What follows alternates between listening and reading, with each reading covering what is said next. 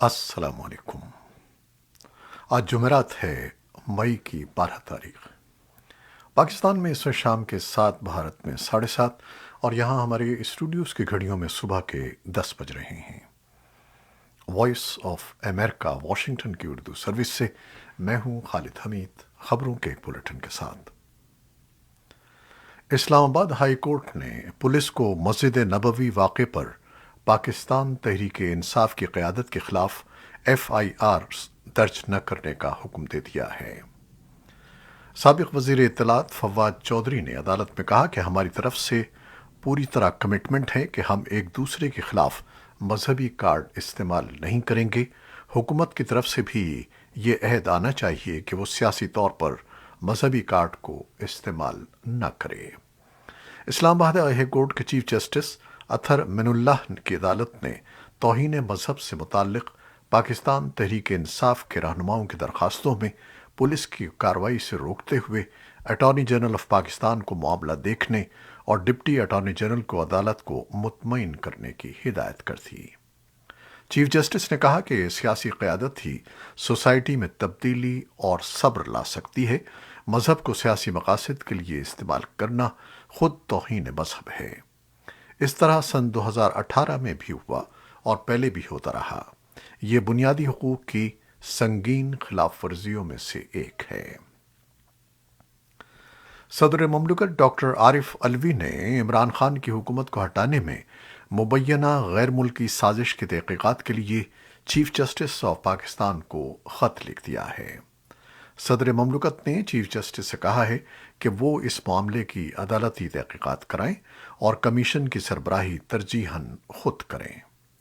صدر مملکت نے چیف جسٹس کے نام خط میں کہا ہے کہ انہوں نے یہ مراسلہ پڑھا ہے جس میں امریکی معاون وزیر خارجہ ڈونلڈ لو امریکہ میں پاکستانی سفیر سے وزیر اعظم عمران خان کے خلاف آنے والی تحریک عدم اعتماد کا ذکر کر رہے ہیں۔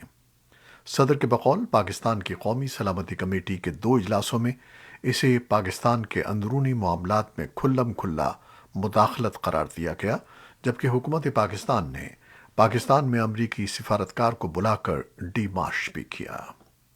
خیال رہے کہ سابق وزیر اعظم عمران خان نے 27 مارچ کو اسلام آباد میں جلسے کے دوران ایک خط لہراتے ہوئے دعویٰ کیا تھا کہ ان کی حکومت گرانے کے لیے سازش کی جا رہی ہے اور تحریک عدم اعتماد اسی سازش کا ایک حصہ ہے۔ بعد ازاں عمران خان نے امریکہ کا نام لے لیا تھا اور کہا تھا کہ امریکی ایما پر ان کی حکومت گرائی گئی اور موجودہ حکمراں اس سازش کا حصہ بنے۔ امریکی عہدیدار کئی مواقع پر عمران خان کے ان الزامات کی تردید کرتے آئے ہیں۔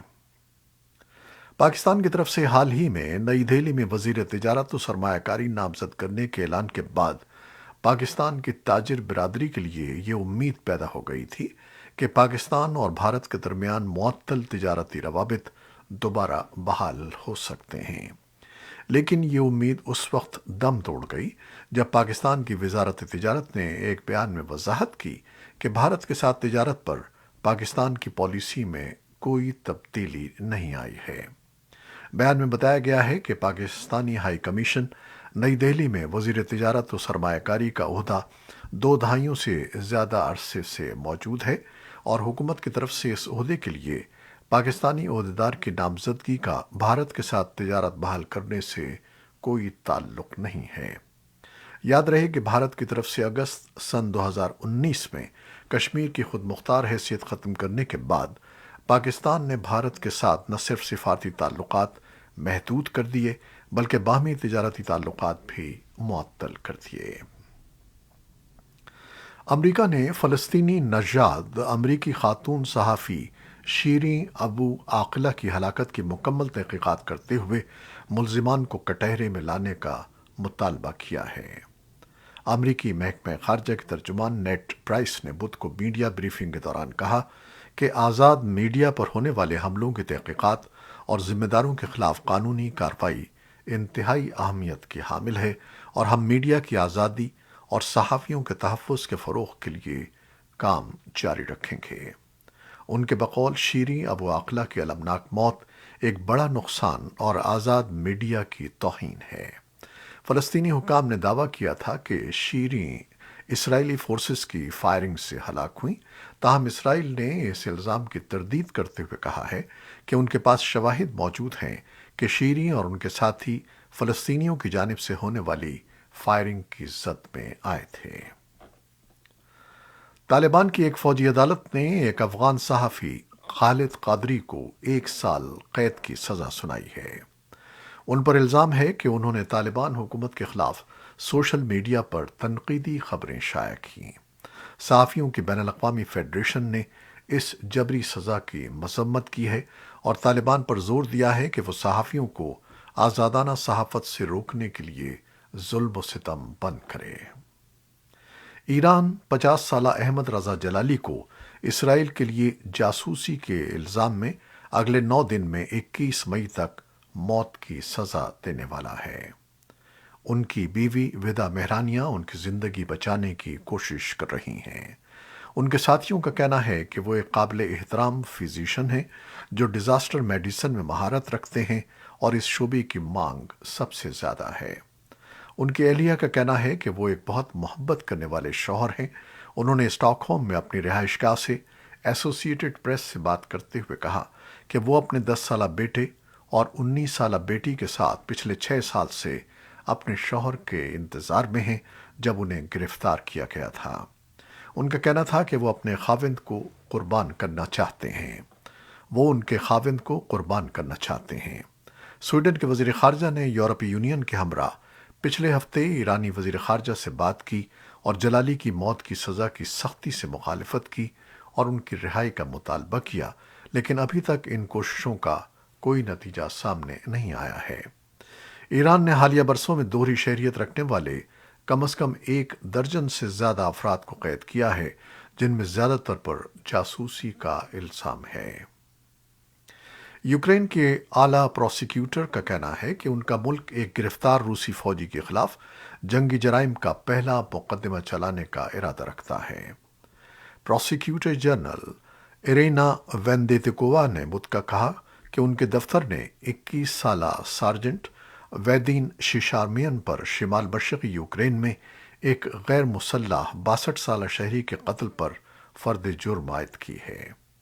انہوں نے یہ نہیں بتایا کہ مقدمے کی سماعت کب شروع ہوگی، لیکن ان کے دفتر نے کہا ہے کہ وہ روسی افواج کی جانب سے کیے گئے 10,700 سے زائد مبینہ جنگی جرائم کی تحقیقات کر رہا ہے اور 600 سے زائد مشتبہ افراد کی شناخت کر چکا ہے۔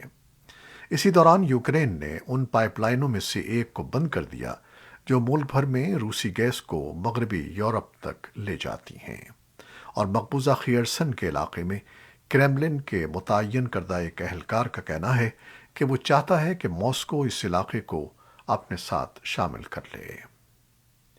جاپان اور یورپی یونین نے روس سے یوکرین پر حملہ فوری طور پر ختم کرنے کا مطالبہ کیا ہے اور کہا ہے کہ وہ ماسکو کے خلاف پابندیوں میں مزید توسیع کی حمایت کرتے ہیں۔ جاپانی وزیر خارجہ فومیو کشیدا، یورپی یونین کونسل کے صدر چارلز مشل اور یورپی کمیشن کے صدر ارسولا وان در لین کے درمیان ہونے والے مذاکرات کے بعد ایک مشترکہ بیان میں کہا گیا ہے کہ شرکاء یوکرین کے لیے سیاسی، مالی اور انسانی امداد پر ہم آہنگی سے کام کریں گے۔ انہوں نے اس بات کا بھی عہد کیا کہ وہ عالمی توانائی کی منڈیوں کو مستحکم کرنے کے لیے کام سمیت تنازعات کے دیگر اثرات کو کم کرنے کے لیے کام کریں گے۔ فن لینڈ کے صدر ساولی نینسیزو اور وزیر اعظم سینا مارین نے جمعرات کو نیٹو میں شمولیت کے لیے اپنی منظوری کا اظہار کیا ہے۔ یہ اقدام یوکرین پر روس کے حملے کے جواب میں ملک کے لیے پالیسی میں ایک بڑی تبدیلی کو مکمل کرے گا۔ ایک مشترکہ بیان میں ان کا کہنا تھا کہ نیٹو کی رکنیت فن لینڈ کی سلامتی کو مضبوط کرے گی۔ فن لینڈ کے رہنماؤں نے کہا ہے کہ وہ فن لینڈ کی پارلیمنٹ اور عوام کو اس معاملے پر غور کرنے اور نیٹو اور ہمسایہ ملک سویڈن سے مشاورت کے لیے وقت دینے کے بعد اپنے اس فیصلے پر پہنچے ہیں۔ توقع ہے کہ سویڈن میں حکام آنے والے دنوں میں نیٹو کی اپنی ممکنہ درخواست پر غور کریں گے۔ نیٹو کے سیکرٹری جنرل یانس اسٹالٹنبرگ نے اپریل کے آخر میں کہا تھا کہ اگر فن لینڈ اور سویڈن درخواست دیتے ہیں تو ان کا خیر مقدم کیا جائے گا اور میں یہ بھی توقع کرتا ہوں کہ یہ عمل تیز ہوگا۔ روس نے نیٹو کی توسیع کے خلاف خبردار کیا ہے اور مارچ میں کہا تھا کہ اگر فن لینڈ اور سویڈن اس اتحاد میں شامل ہوتے ہیں تو سنگین فوجی اور سیاسی نتائج مرتب ہوں گے۔ جنوبی کوریا کی فوج کے مطابق شمالی کوریا نے جمعرات کے روز 3 کم فاصلے تک مار کرنے والے بیلسٹک میزائلوں کا تجربہ کیا۔ یہ ایک ہفتے کے دوران دوسری اور 2 روز قبل سول میں نئے صدر کے حلف اٹھانے کے بعد پہلی اشتعال انگیز کارروائی ہے۔